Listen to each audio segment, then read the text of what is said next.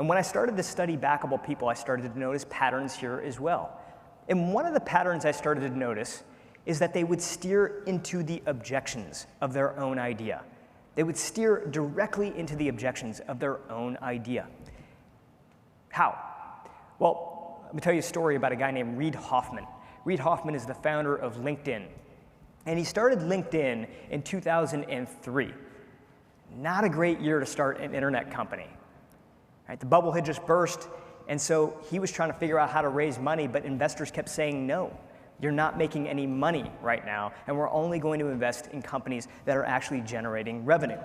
And so he kept walking into these meetings and getting rejected.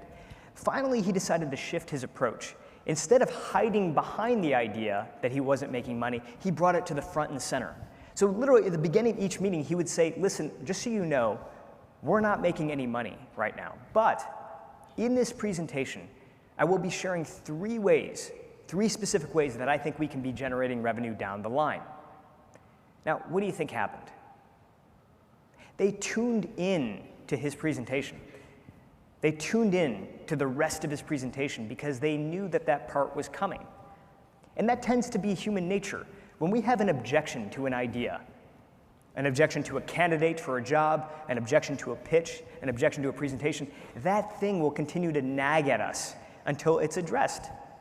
So if you can steer into the objection first, what that does is it frees up the mental space for your audience to tune into the other parts of your pitch. Right, there was a Nobel Prize-winning economist named Daniel Kahneman who came up with a theory called loss aversion.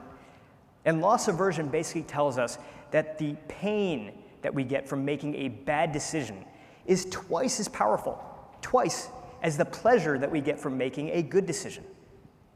The pain is twice as powerful as the pleasure. So when we're walking into a room or we're trying to convince anybody of anything, we can't just talk about the positives. We have to neutralize the negatives.